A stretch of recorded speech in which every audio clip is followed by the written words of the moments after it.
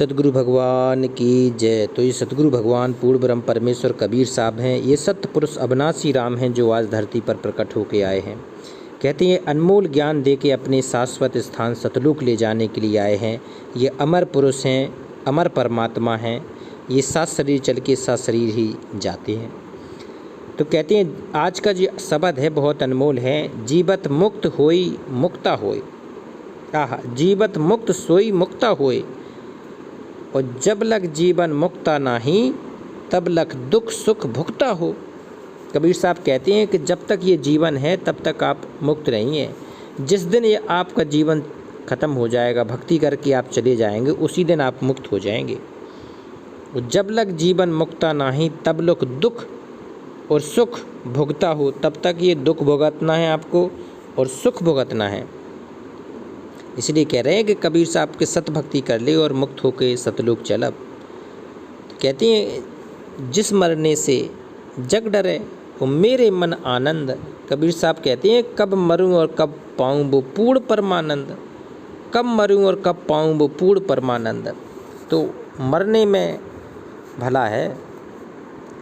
कहते हैं देह संग ना होबे मुक्ता, और मुए मुक्ति कह होई हो, और तीर्थवासी होए न मुक्ता, और मुक्ति न धरनी सोई हो। कहते हैं देह संग किसी की मुक्ति नहीं होती है। देह छूटने के बाद भी वो पूर्ण मोक्ष को प्राप्त कर सकता है, मुक्त हो सकता है। और मुए मुक्ति कहाँ होई हो, कहते हैं जिंदा जिंदा मुक्ति नहीं हो सकती है। और तीर्थवासी होए न मुक्ता, जो तीर्थ यात्रा पे भटकते घूमते फिरते हैं ना, कबीर साहब कह रहे हैं बेटा उनकी कभी मुक्ति नहीं होती है, क्योंकि वो यथार्थ भक्ति नहीं करते हैं। उनके पास सच्चा गुरु नहीं होता है और सच्ची भक्ति नहीं होती है, तो वो मुक्त नहीं हो सकते हैं। और मुक्ति न धरनी सोई हो, तो जब तक भी धरती पर रहेंगे तब तक उनकी किसी भी प्रकार से मुक्ति नहीं हो सकती है। कहते हैं जीवन भरम को फांस ना काटी, जीवन भरम की फांस ना काटी, और मुए मुक्ति की आशा हो, और जल प्यासा जैसे नर कोई, और सपने फिरे प्यासा हो। कहते जीवन भरम की फांस ना काटी। कहते जब तक तू जिंदा रहा तब तक तो तू भक्ति नहीं की, तूने सच्चा सतगुरु नहीं ढूंढा, सच्चे सतगुरु की शरण में दो पल नहीं बैठा है। अब कहते हैं कि मरने के बाद मुक्ति की आशा लगाए बैठे हैं, तो ऐसे मुक्ति नहीं होती। मुक्ति का एक प्रोसेस है, नियम है। नियम क्या है? पहले तो सच्चा सतगुरु हो, पूरा सतगुरु हो, और सच्ची साधना हो, सच्चे मंत्र हो, पूरी साधना की विधि हो उसके पास, तभी आपकी मुक्ति हो सकती है, वैसे नहीं हो सकती है। जैसे जल प्यासा जैसे नर कोई, और सपने फिरे प्यासा होई। सपने में प्यासा घूमता फिर रहा है, और जल प्यासा कहते वैसे तो उसको प्यास लगी, लेकिन सपने में वो भटकता घूम रहा है तो उसकी प्यास नहीं बुझेगी। प्यास करने के लिए जब वो सो नहीं रहा है तब उसको पीना पड़ेगा पानी। गटगट करके 2-3 लोटे पानी पी जाए, ज़्यादा प्यास लगी तब उसकी प्यास अपने आप बुझ जाएगी। इसी प्रकार से अगर गुरु की शरण में आ जाए तो गुरु का सत्संग सुन के, गुरु के विचार सुन के अपने आप आपकी प्यास दूर हो जाएगी। कहते हैं अतीत बंधन तय छूटे, और जह इच्छा तह जाई हो, और बिना अतीत सदा बंधन में कितहूँ जाने ना पाई हो। कहते हैं जब तक तेरे बंधन है तब तक तू छूट नहीं सकता है, और बिना बंधन के छूट हुए मुक्ति नहीं मिल सकती है। तो बिना अतीत सदा बंधन में वो कितहूँ जान ना पाई हो, कहीं भी आपकी जान नहीं मिलेगी जब तक कि आप बंधन में फंसे रहेंगे। आवागमन से गए छूट के, सुमर नाम अविनाशी हो, और कहे कबीर सोई जन गुरु है, और काटी भ्रम की फांसी हो।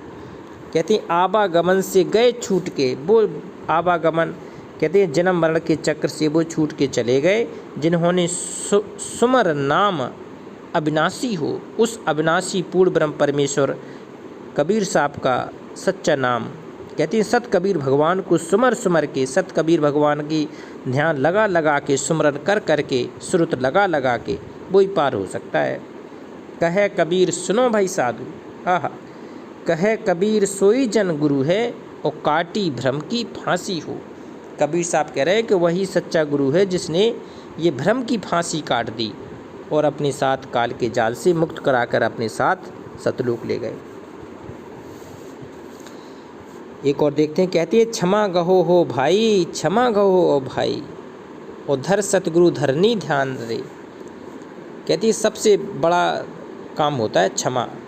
कहते हैं सतगुरु की शरण में आने के बाद अगर जो भगत दूसरों को क्षमा नहीं करता ना, माफ़ नहीं करता है, तो वो भगत नहीं है, वो साधक नहीं है, वो अच्छा शिष्य भी नहीं है। सतगुरु का शिष्य वही होगा जिसके अंदर ये क्षमा करने का गुण होता है। क्षमा गहो हो भाई, उधर सतगुरु चरनी ध्यान रे। मिथ्या कपट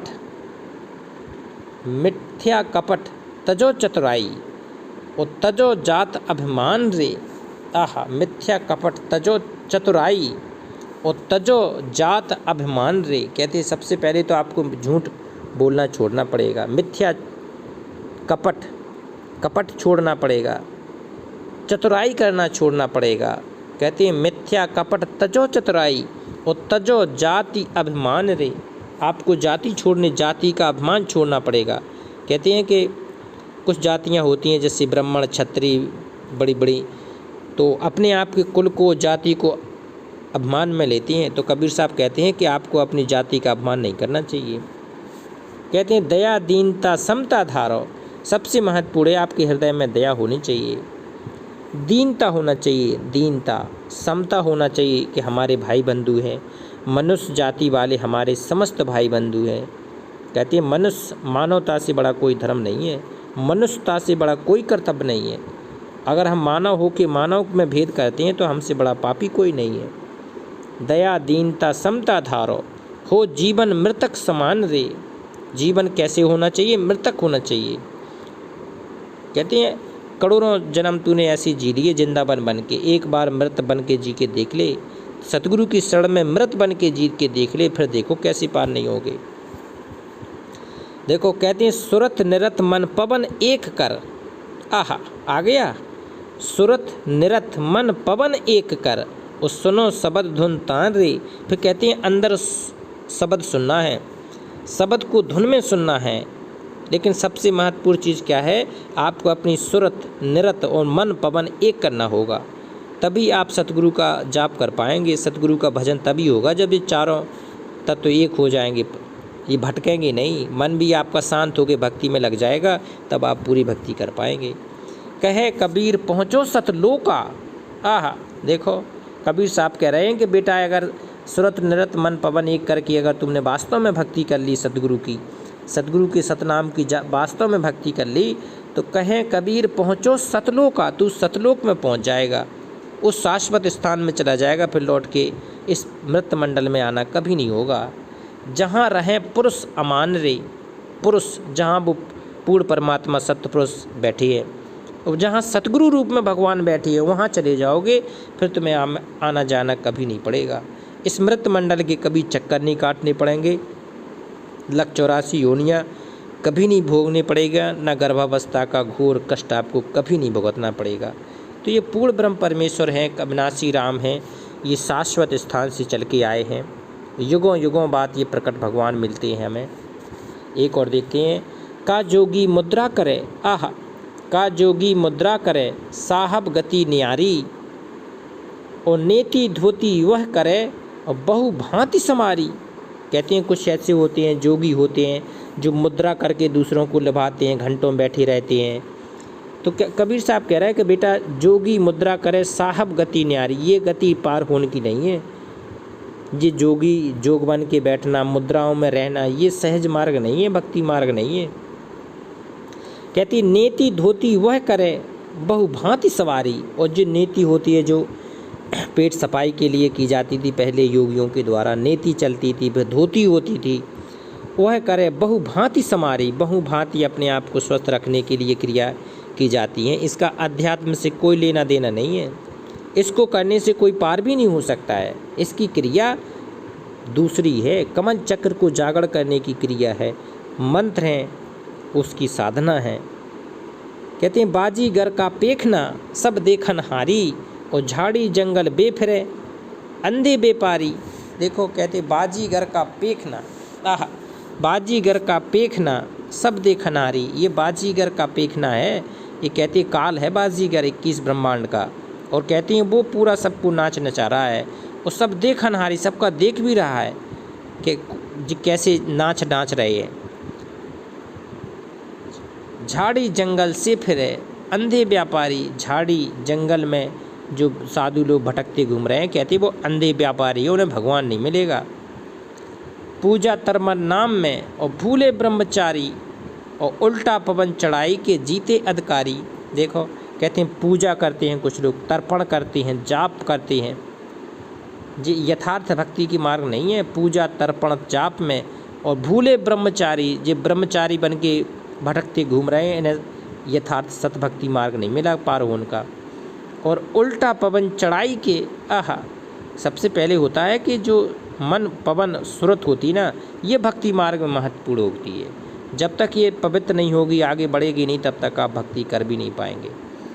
तो कहते हैं उल्टा पवन चढ़ाए के और जीवें अधिकारी, और तन तज के अजगर भय गए बाजी हारी। कबीर साहब कह रहे हैं कि अगर तूने भक्ति नहीं करी और तेरा शरीर छूट गया, तू अजगर बन जाएगा। फिर अजगर, तन तज के अजगर भय गए बाजी हारी, और जो मनुष्य जन्म की जो बाजी थी वो पूरी हार के खाली हाथ चले जाओगे। जैसे ज्वारी कहते हैं हाथ झड़ा के चला जाता है, उसी तरह जीवन बर्बाद हो जाएगा। कहते सुन्न महल कहाँ सोइए जहाँ निस अंधियारी, कहे कबीर वहाँ सोइए रवि शशि उजियारी। कहते हैं अब वो तुम सुन्न महल में नहीं जा पाओगे। सुन्न महल कहते हैं सतलोक को, तो वहाँ जाने के लिए तो वो साधना है, वो सच्चा सतगुरु है, जबकि उसको खोजना पड़ेगा, उसको देखना पड़ेगा, उसके कहते हैं उसके साथ में चलने के लिए आपको सब कुछ अर्पण करना पड़ेगा। सुन्न महल कहाँ सोइए जहाँ निसी अंधियारी, और कहे कबीर वहाँ सोइए, कहाँ सोइए, वहाँ सोना है जहाँ रवि शशि उजियारी। कहते हैं 1 करोड़ चंद्रमा और 1 करोड़ सूरज मिला दे, इतनी सूर्य का प्रकाश वहाँ भगवान के एक रोम कूप से निकल रहा है। उस लोक में भगवान की 100 प्रकाशित लोक है, इतनी रोशनी है उस लोक में, सतलोक में। तो वहाँ चलने के लिए कबीर साहब कह रहे हैं कि अब वहाँ चलो। तो ये पूर्ण ब्रह्म परमेश्वर सत्य कबीर भगवान आज धरती पर शब्द रूप में प्रकट हैं। ये बंदी छोड़ हैं, अविनाशी राम है, इसकी शरण में आके पार होने की साधना करना है, और हमेशा हमेशा के लिए काल के जाल से निकल के अपने भगवान सतपुरुष के लोग चले जाना है। तो एक बार पूर्ण ब्रह्म का जयकारा लगाते हैं। पूर्ण ब्रह्म परमेश्वर अविनाशी राम सत्य कबीर भगवान की जय।